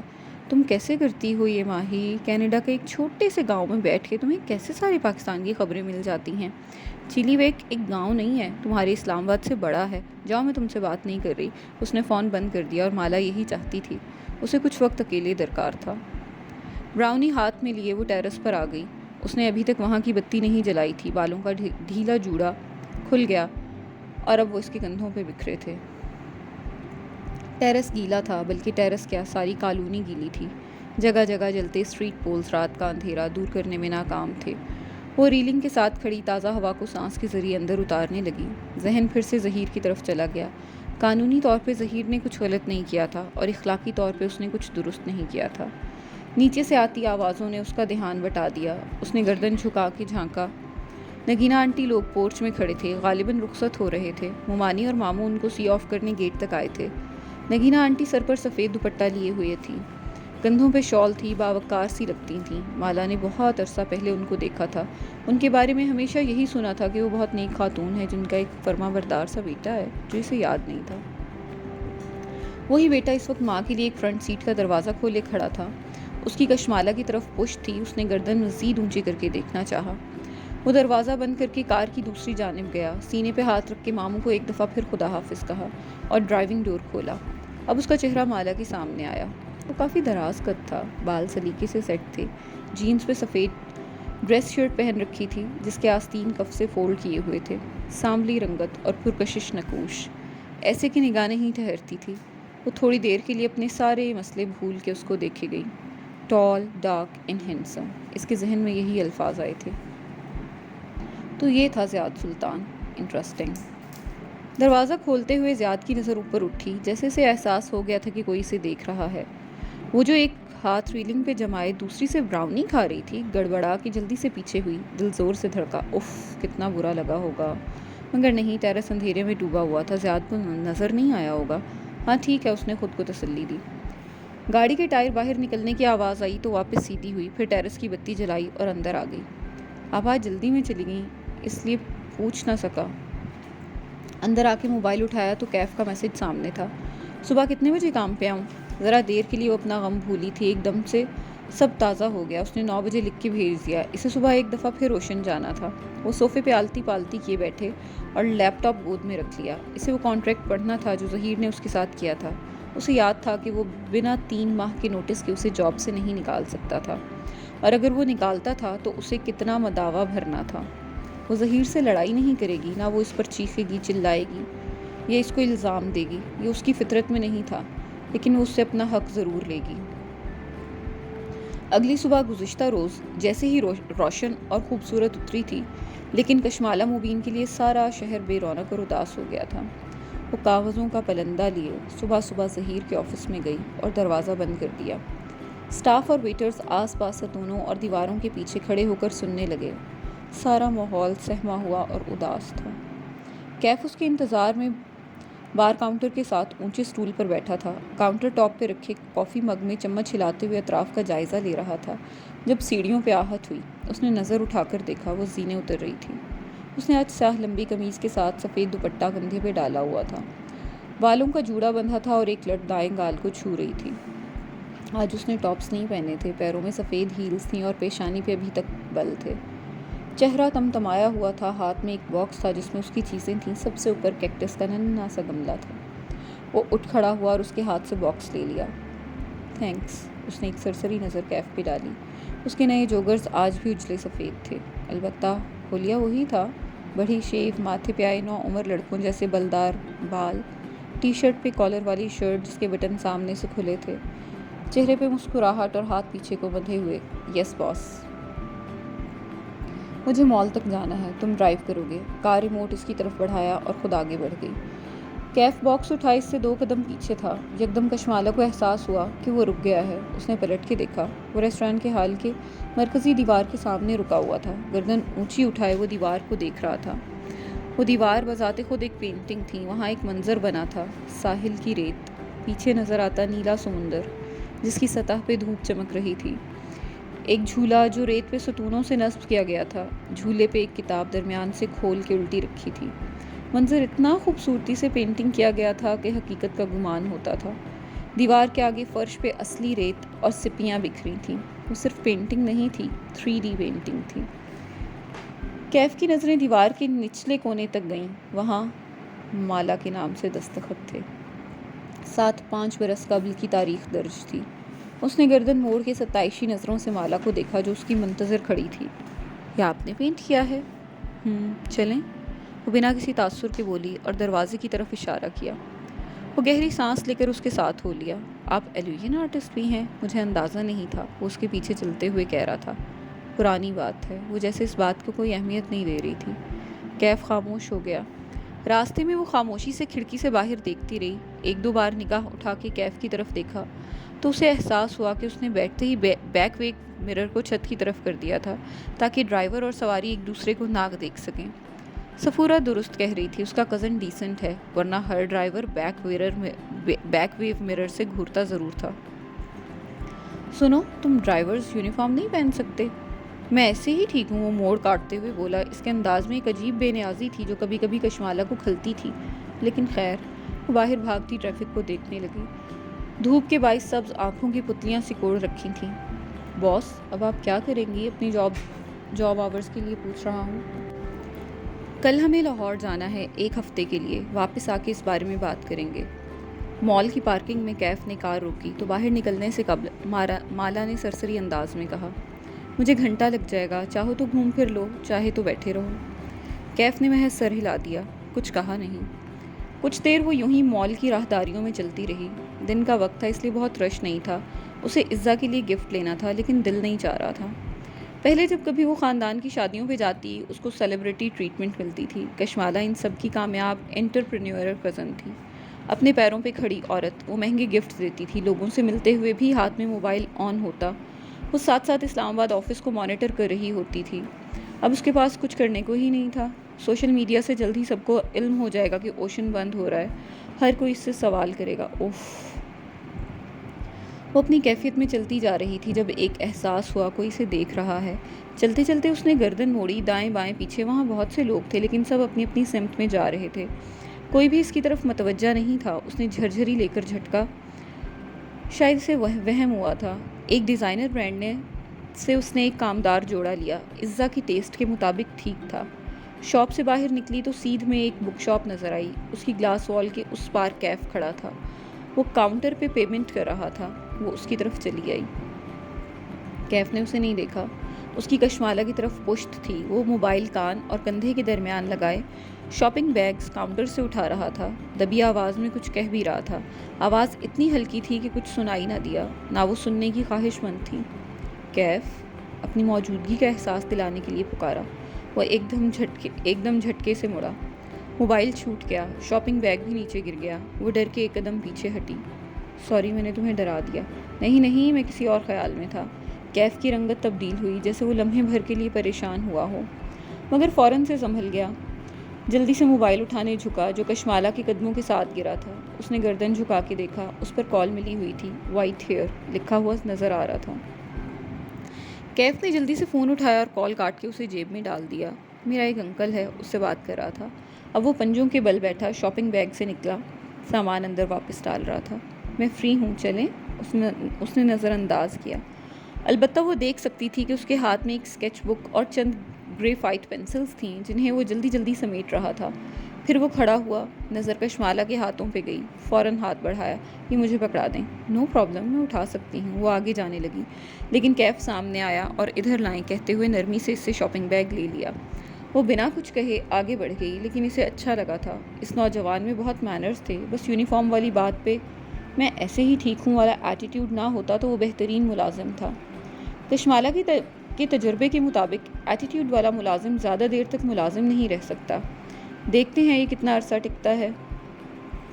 کافی لیں گی؟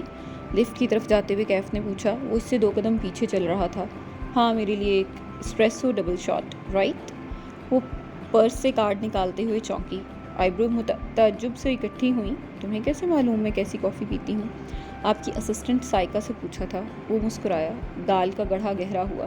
نہیں، میں تمہیں اپنا اسسٹنٹ نہیں رکھنے لگی، حالانکہ آپ کو ایک نئے اسسٹنٹ کی ضرورت ہے۔ اس کے ہاتھ سے کارڈ اچکتے ہوئے مسکرا کے بولا، سائکا کو اوشن جیسی تنخواہ دینا آپ افورڈ نہیں کر سکتی۔ جلد یا بدیر آپ کو کوئی نیا کام کرنا شروع ہوگا۔ اس وقت کم تنخواہ پہ اگر کوئی دستیاب ہے تو وہ میں ہوں۔ کافی لاؤ، شاباش۔ آئی برو سے اشارہ کیا۔ وہ مسکراتا ہوا آگے بڑھ گیا۔ کیف نے اسے ڈراپ کیا تو وہ اسے صبح جلد آنے کی ہدایت دیتے ہوئے کار سے نکلی، پھر شاپنگ بیگز لیے سیڑھیوں کی طرف بڑھ گئی۔ وہ وہیں گیٹ کے اندر کھڑا موبائل پہ اپنے لیے رائڈ بک کروانے لگا۔ اس وقت گھر پہ کوئی نہیں تھا۔ ہمانی ورکنگ وومن تھیں، بچے اسکول کالج والے تھے۔ وہ بیگز لیے سیڑھیاں چڑھنے لگی، اوپر ٹیرس تک آئی تو رک گئی، بیگز وہیں فرش پہ رکھ دیے، گردن موڑ کے پیچھے دیکھا۔ وہ موبائل کان سے لگائے ادھر ادھر ٹہل رہا تھا۔ اسی پل چہرہ اٹھا کے اوپر دیکھا، کشمالہ کے چہرے کی پریشانی بھانپ کے وہ الرٹ سا ہوا، موبائل نیچے کیا اور سوالیہ انداز میں آئی برو اٹھائے۔ ادھر آؤ۔ اس نے 2 انگلیوں سے اوپر آنے کا اشارہ کیا۔ وہ تیزی سے اندر آیا، سیڑھیاں 2 کر کے پھلانگی، انداز چوکنا تھا۔ ٹیرس کے دہانے پہ آ کے وہ رک گیا، نظریں فرش سے ہوتی ہوئی داخلی دروازے تک اٹھ گئیں۔ تم نے پوچھا تھا نا میرے پچھلے گارڈز جاب کیوں چھوڑ جاتے ہیں؟ یہ ہے اس کی وجہ۔ کشمالہ نے فرش کی طرف اشارہ کیا۔ سیڑھیوں کے اختتام پہ خون پڑا تھا، بہت سا خون، جیسے کسی نے پیالہ بھر کے انڈیل دیا ہو۔ خون کے چھینٹے دیوار پہ بھی آئے ہوئے تھے اور وہ ابھی تک گیلا تھا۔ کیا یہ پہلے بھی ہوا ہے کبھی؟ وہ احتیاط سے پیر بچاتے ہوئے اوپر آیا، پھر ایک جگہ اکٹھے ہوئے گیلے خون کے ساتھ پنجوں کے بل بیٹھا، گردن جھکا کے غور سے اسے دیکھا۔ ایک گارڈ نے اسی وجہ سے جاب چھوڑ دی تھی، اور دوسرے نے اس لیے کہ کسی نے پتھر مار کے میری کار کا شیشہ توڑ دیا تھا، اور تیسرا وہ گردن جھکائے خون کا معائنہ کر رہا تھا۔ اس کو میں نے خود نکالا، اسموکنگ کرتا تھا۔ اس نے بے چینی سے خود خون آلود فرش کو دیکھا، عجیب وحشت ہو رہی تھی وہ سب دیکھ کے۔ پھر اس نے دیکھا پنجوں کے بل زمین پہ بیٹھا کیف خون کی طرف انگلیاں بڑھا رہا تھا۔ ہاتھ مت لگاؤ اسے، پتہ نہیں کس کا خون ہے۔ کیف نے آنکھیں اٹھا کے اسے دیکھا، بولا کچھ نہیں، واپس سر جھکایا اور 2 انگلیاں خون میں ڈبوئیں، پھر سرخ پوروں کو چہرے کے قریب لا کے سونگھا۔ اس کے بعد اسے انگوٹھے اور انگلیوں کے درمیان مسلا، جیسے کپڑا مسل کے چیک کرتے ہیں۔ یہ خالص خون نہیں ہے، اسے پتلا کیا گیا ہے۔ وہ چونک گئی۔ پتلا کیوں؟ تاکہ یہ جلدی خشک نہ ہو اور آپ کے پیروں کے ساتھ لگ جائے۔ اصل خون جلد گاڑھا ہو کے جم جاتا ہے۔ کشمالہ نے سر جھکا کے اپنی سفید ہیلز دیکھیں، وہ صاف تھیں۔ کیف اب کھڑے ہوتے ہوئے ٹیشو سے ہاتھ صاف کر رہا تھا۔ کوئی آپ کو ڈرانے کی کوشش کر رہا ہے۔ اس نے تھک کے گہری سانس لی۔ اگر تم جاب چھوڑنا چاہتے ہو تو ابھی بتا دو، مجھے کل لاہور جانا ہے، میں ڈرائیور کا بندوبست کر لوں۔ میں کیوں جاب چھوڑوں گا؟ ٹیشو سے انگلیاں رگڑتے ہوئے وہ حیرت سے بولا، اس حرکت سے ڈر کے لوگ خون دیکھ کے ڈر جاتے ہیں۔ میں ایسا انسان نہیں ہوں، کیوں ڈروں گا جو بزدلوں کی طرح چھپ کے کسی عورت کے گھر میں خون پھینکتا ہے۔ اس کے سامنے آ کھڑا ہوا، مروڑا ہوا خون آلود ٹیشو اس کے ہاتھ میں تھا۔ میں نے آپ سے وعدہ کیا تھا آپ کی حفاظت کا، آج میں آپ سے ایک اور وعدہ کرتا ہوں کہ میں اس شخص کو ڈھونڈ کے آپ کے پاس ضرور لاؤں گا۔ وہ سنجیدگی سے کہہ رہا تھا، کچھ تھا اس کے انداز میں، یقین دلانے والا، بے خوف کر دینے والا۔ اس کے تنے اعصاب ڈھیلے پڑنے لگے۔ اس نے ممنونیت سے کیف کو دیکھا، بولی کچھ نہیں۔ وہ اب سوچتی نظروں سے اطراف میں دیکھ رہا تھا۔ کوئی سی سی ٹی وی نہیں ہے، بتایا نا، یہ لوگ لگوانے نہیں دیتے۔ گھر کے باہر لگا ہوا ہے ایک سی سی ٹی وی، اس میں کبھی کوئی نظر نہیں آیا۔ چوکیدار بھی موجود ہے، وہ کسی کو یوں داخل نہیں ہونے دیتا۔ ضروری نہیں ہے کہ کوئی باہر سے آیا ہو۔ ٹیرس کی ریلنگ کے ساتھ چلتے ہوئے نیچے دیکھ رہا تھا۔ گھر کے کسی ملازم کو پیسے دے کے بھی یہ کام کروایا جا سکتا ہے۔ ناممکن۔ ماموں کے ملازم بہت پرانے ہیں، ہم سب ہر موقع پہ ان کی مدد کرتے ہیں، وہ ایسے کیوں کریں گے؟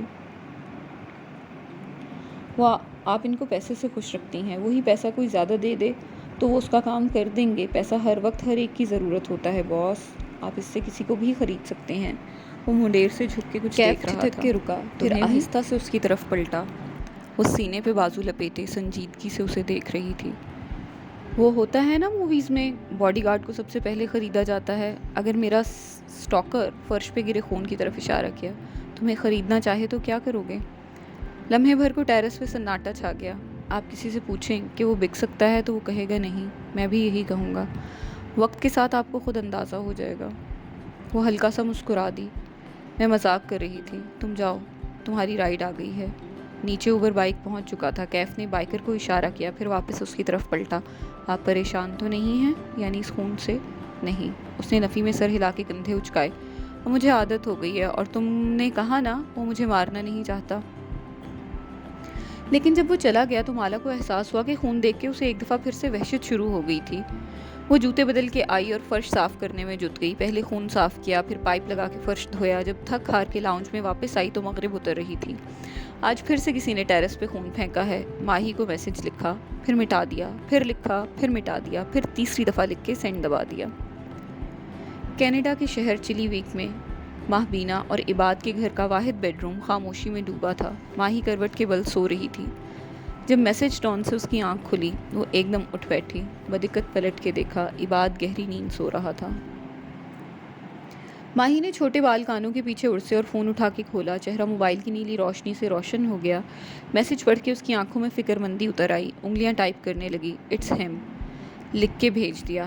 پھر دبے قدموں وہ لحاف تلے سے نکلی۔ اس نے آدھی آستین کا گاؤن پہن رکھا تھا، بال کھلے تھے۔ وہ ننگے پیر لکڑی کے فرش پہ چلتی دروازے تک آئی۔ ذرا سا چلنے پہ بھی آہٹ سنائی دیتی تھی۔ لیونگ روم میں ٹی وی کنسول کے نیچے بنے کیبنٹ کو وہ چند لمحے دیکھتی رہی، کھولے یا نہ کھولے۔ پھر اس نے کونے والی کیبنٹ کھولی، جھک کے اندر سے ایک اسکیچ بک نکالی اور سیدھی ہوئی۔ اسکیچ بک کے درمیان میں کہیں گریفائٹ پینسل رکھی تھی۔ ماہی نے پینسل والے صفحے کو کھولا، وہاں ایک تصویر بنی تھی۔ وہ چند لمحے اس تصویر کو دیکھتی رہی۔ مالا کے ساتھ جو کچھ ہو رہا تھا، اس کا ذمہ دار یہ چہرہ تھا، اس کی آنکھیں، اس کی فاتحانہ مسکراہٹ۔ وہ اس چہرے کو بنا پلک جھپکے دیکھ رہی تھی۔ عجیب بے بسی اور نفرت کا احساس ہو رہا تھا۔ اس نے اسکیچ بک واپس رکھ دی، پھر دیوار پر نصب گھڑی کی طرف دیکھا۔ فجر کا وقت ہونے کو تھا۔ وہ مالا کے لیے کچھ نہیں کر سکتی تھی، کیونکہ مالا اس کی نہیں سنتی تھی۔ کوئی ماہی کو نہیں سنتا تھا۔ وہ صرف دعا کر سکتی تھی۔ وہ دعا کرے گی، وہ سب ٹھیک ہو جائے گا۔ ماہی کی دعائیں عموماً قبول ہوا کرتی تھیں۔ یہ بھی ہوگی۔ وہ خود کو تسلی دیتی ہوئی وضو کرنے چل دی۔ کیف اگلی صبح فجر ہوتے ہی اسے لینے آ گیا تھا۔ پہلے اس نے مالا سے دوبارہ اس کا ٹیرس دیکھنے کی اجازت مانگی۔ چوکیدار اس نوجوان کو اوپر جاتے دیکھ کے گھورتا رہا، لیکن اس نے پرواہ نہیں کی۔ ہر طرف سے ٹیرس کا جائزہ لیا، پھر گھر کے لاکس چیک کیے، کھڑکیوں کا جائزہ لیا۔ جب مطمئن ہوا تو نیچے آیا اور ان کا سفر شروع ہوا۔ وہ لانگ روٹ پہ ڈرائیو نہیں کرتی تھی، کیونکہ کر نہیں سکتی تھی، اسے متلی ہوتی تھی۔ اس لیے وہ پچھلی سیٹ پہ کھڑکی سے سر ٹکا کے سونے کی کوشش کرنے لگی۔ چلنے سے قبل اس نے ماں کو میسج کر دیا تھا۔ اب ہر گھنٹے بعد ماں کا میسج آتا تھا، کہاں پہنچی، خیریت سے سفر گزر رہا ہے؟ وہ مسکرا کے جواب دیتی اور فون رکھ کے آنکھیں موند لیتی۔ وہ بھی خاموشی سے ڈرائیو کر رہا تھا۔ کچھ لیں گی آپ؟ قیام و طعام اسٹیشن پہ کار اندر لے جاتے ہوئے کیف نے پوچھا۔ جواب نہیں آیا تو اس نے گردن موڑ کے دیکھا۔ وہ سر سیٹ کی پشت سے ٹکائے آنکھیں موندے ہوئے تھی۔ سر قدرے ترچھا پڑا تھا، ایک طرف سے کیچر سے نکلتے بالوں نے آدھے چہرے کو ڈھانپ رکھا تھا۔ ساتھ سیٹ پہ ٹوکری میں ننھے ننھے پودے رکھے تھے۔ وہ واپس سیدھا ہو گیا، چہرے پہ اضطراب پھیلا، قرب سے آنکھیں بند کر لیں۔ ابھی بھی وقت تھا، وہ اس کو سب کچھ بتا سکتا تھا۔ وہ یہاں کیوں ہے اور وہ اس کو کیسے دھوکہ دے رہا ہے۔ وہ یہ ڈیزرو نہیں کرتی تھی کہ وہ اسے دھوکہ دے۔ اس میں اور ظہیر میں فرق ہونا چاہیے تھا۔ کیف نے آنکھیں کھولیں، ونڈو اسکرین کے پار دیکھا۔ دنیا ویسی ہی تھی جیسی اس کی آنکھیں بند کرنے سے پہلے تھی۔ آنکھیں بند کر لینے سے حقیقت نہیں بدل سکتی تھی۔ اسے خاموشی سے صرف اپنا کردار ادا کرنا تھا. اسے اس لڑکی سے ہمدردی کرنے کی ضرورت نہیں تھی. اسے اپنے مسئلے حل کرنے تھے. وہ اس کو دھوکہ ضرور دے رہا تھا لیکن ساتھ ہی وہ اس کی حفاظت بھی کرے گا. یوں حساب برابر ہو جائے گا. بس 2 ماہ وہ اس کی نوکری کرے گا اور پھر کہیں غائب ہو جائے گا. وہ اسے بھول جائے گی اور معاملہ دفن ہو جائے گا. بس 2 ماہ اور. کشمالہ کی کھڑکی کے شیشے پہ دستک ہوئی تو اس نے چونک کے آنکھیں کھولیں. پھر شیشہ نیچے کیا. کیف باہر کھڑا کافی کا کپ اس کی طرف بڑھا رہا تھا. ریسٹ ایریا آ گیا، وہ خود سے بولی اور کپ تھام لیا. آنکھوں میں ابھی تک کچی نیند تھی. وہ گھوم کے واپس ڈرائیونگ سیٹ تک آیا. اپنی کافی اس نے کپ ہولڈر میں رکھی اور سیٹ بیلٹ پہننے لگا. ایک بات پوچھوں آپ سے؟ کار سٹارٹ کرتے ہوئے بولا. وہ کافی کے گھونٹ بھرتے ہوئے اسے سنے گئی. آپ کے پاس کوئی فیوچر پلان تو ہوگا دوبارہ سے اپنا کام سیٹ کرنے کے لیے؟ تمہارا مطلب ہے کامیابی کا نیا پلان؟ وہ باہر دیکھتے ہوئے تلخی سے مسکرائی. اسکول سے یونیورسٹی تک، کتابوں سے انٹرنیٹ تک، سب یہی سکھاتے آئے ہیں کہ کامیاب کیسے ہونا ہے. کوئی یہ کیوں نہیں سکھاتا کہ ناکام کیسے ہونا ہے؟ جاب چلی جائے تو کیا کرو گے؟ کام میں نقصان ہوگا تو کیا کرو گے؟ صفر سے دوبارہ کیسے شروع کرو گے؟ سب ہمیں کامیابی کے لیے تیار کرتے ہیں. کوئی ہمیں ناکام ہونے کے لیے تیار کیوں نہیں کرتا؟ میرے خیال میں انسان کا ایکسیڈنٹ ایک دم سے نہیں ہوتا. پہلے نیئر مسز ہوتے ہیں تاکہ ہم سنبھل جائیں. ریڈ فلیگز نظر آتے ہیں. ظہیر کے بارے میں بھی آپ کو نظر آئے ہوں گے. وہ ڈرائیو کرتے ہوئے سنجیدگی سے کہہ رہا تھا. کشمالہ نے سوچتی نظروں سے اس کے کندھے کی پشت کو دیکھا. کیا تمہیں قرضوں میں گھرنے سے پہلے ریڈ فلیگز نظر نہیں آتے تھے؟ طنز نہیں کر رہی، اس لیے پوچھ رہی ہوں کہ کیونکہ تم بہت سمارٹ لگتے ہو. پھر اتنا نقصان کیسے کر لیا اپنا؟ کیف نے گہری سانس لی. ایک اچھا بزنس مین بننے کے لیے سمارٹ ہونا کافی نہیں ہوتا. پھر کیا چاہیے ہوتا ہے؟ ایک آئیڈیا، ایک یونیک آئیڈیا. اس آئیڈیا سے محبت کرنا، پھر اس کے گرد بہت محنت سے اپنے کام کو تعمیر کرنا. اس کی آواز میں جوش سا بھر گیا تھا. پھر اس آئیڈیا کو کامیاب کرنے کے لیے ایک اچھی ٹیم بنانا اور بیچنے سے پہلے اپنے ٹارگٹ آڈینس کا علم ہونا. اپنے کام کی کوالٹی اور ویلیوز پہ کبھی سمجھوتا نہ کرنا.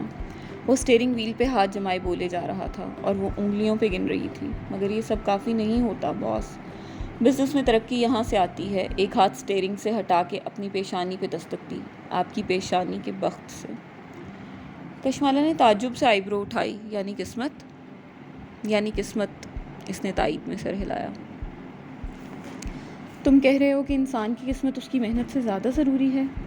محنت اور بزنس کی سمجھ بوجھ یہ لازم ہے، لیکن اس کے باوجود بھی ہم فیل ہو جاتے ہیں کیونکہ اس چیز میں ہمارا بخت نہیں ہوتا. لیکن وہ کسی دوسری چیز میں ضرور ہوتا ہے. اگر آپ کا بخت ریسٹورنٹ میں نہیں ہے تو شاید وہ کسی اور کام میں ہو. اب بتائیں، کیا میں اسسٹنٹ پوزیشن کے لیے ہائر کر لیا گیا ہوں؟ جانتے ہو تم، میں اور میرے پرانے ڈرائیور میں فرق کیا ہے؟ وہ میری طرح اسٹریٹ سمارٹ نہیں تھے. وہ اتنا بولتے نہیں تھے. اور چہرہ موڑ کے باہر دیکھنے لگی. اس سے بہتر اسسٹنٹ کشمالہ کو نہیں ملنے والا تھا، لیکن ابھی وہ اس بات کا اعتراف نہیں کرنا چاہتی تھی.